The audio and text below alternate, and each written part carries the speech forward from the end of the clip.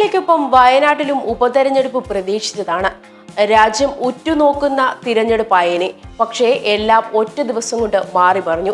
രാഹുൽ ഗാന്ധിയുടെ അയോഗ്യത മാറിയപ്പോൾ കേരളത്തിൽ ഉപതെരഞ്ഞെടുപ്പിന്റെ അലയൊലി കൂടി ഇല്ലാതായിരിക്കുകയാണ്. വയനാട് ലോക്സഭാ മണ്ഡലത്തിലേക്ക് ഉപതെരഞ്ഞെടുപ്പ് ഉണ്ടാകുന്നത് LDFനും UDFനും ഒരുപോലെ വെല്ലുവിളി ഉണ്ടാക്കുന്നതായിരുന്നു. രാഹുൽ ഗാന്ധിക്ക് പകരം ആര് മത്സരിക്കുമെന്ന് കോൺഗ്രസിൽ ഒരു ചോദ്യമായിരുന്നു. ഉപതെരഞ്ഞെടുപ്പ് ഉണ്ടായ ലോക്സഭാ തെരഞ്ഞെടുപ്പിന് മുൻപ് തന്നെ രാഹുൽ ഗാന്ധി ഘടകം കേരളത്തെ ഗ്രേസിലേക്ക് എത്തിക്കുമെന്ന് ഇടതുപക്ഷത്തെ അലട്ടിയിരുന്നു.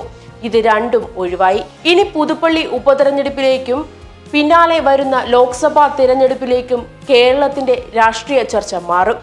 രാഹുൽ ഗാന്ധിയെ അയോഗ്യനാക്കിയ നടപടിയെ CPM ഉൾപ്പെടെയുള്ള പാർട്ടികളെല്ലാം തള്ളിപ്പറഞ്ഞതാണ്.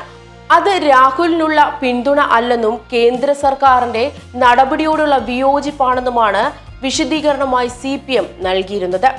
വോട്ടിംഗ് മെഷീൻ പരിശോധന പോലെയുള്ള കാര്യങ്ങൾ വയനാട്ടിൽ നടന്നതോടെയാണ് ഉപതെരഞ്ഞെടുപ്പിലേക്കുള്ള കളമൊരുങ്ങിയതായി തോന്നലിൽ രാഷ്ട്രീയ നേതാക്കളും മാറിയത്. സുപ്രീം കോടതി വിധിയോടെ ആ തോന്നലും ഇല്ലാതെയായി. അയോഗ്യത നിലനിന്നാൽ രാഹുൽ ഗാന്ധി ഇല്ലാതെ ഒരു തിരഞ്ഞെടുപ്പ് നേരിടേണ്ടി വരുമെന്നായിരുന്നു UDFന്റെ ആശങ്ക. രാഹുലിന് പകരം വയനാട്ടിൽ ആരും മത്സരിക്കുമെന്നതും കോൺഗ്രസിന് പ്രശ്നമായിരുന്നു. പ്രിയങ്ക വന്നേക്കുമെന്ന പോലെയുള്ള ചർച്ചകളും പാർട്ടിക്ക് അകത്തും പുറത്തും ഉണ്ടായി. രാഹുൽ ഇല്ലെങ്കിൽ ആ കുടുംബത്തിൽ നിന്ന് മറ്റൊരാൾ എന്നൊരു രീതിയിലേക്ക് കേരളത്തിലെ മണ്ഡലത്തെ മാറ്റുന്നത് LDF പ്രചരണായുധമായി ഏറ്റെടുക്കുമായിരുന്നു. ഈ പ്രശ്നങ്ങളെല്ലാം മറികടക്കാൻ കോൺഗ്രസിന് കഴിഞ്ഞുവെന്നതാണ് സുപ്രീം കോടതി വിധിയുടെ കേരളത്തിലെ രാഷ്ട്രീയ ഫലം. ഇതെല്ലാം മാറ്റിമറിച്ചാണ് സുപ്രീം കോടതി വിധി വന്നത്. അപകീർത്തി കേസിൽ രാഹുൽ ഗാന്ധി കുറ്റക്കാരനല്ലെന്ന വിധി സുപ്രീം കോടതി സ്റ്റേ ചെയ്യുകയായിരുന്നു. ഇതോടെ രാഹുലിന്റെ അയോഗ്യത നീങ്ങുകയും ലോക്സഭാ അംഗത്വം പുനഃസ്ഥാപിക്കുകയും ചെയ്തു.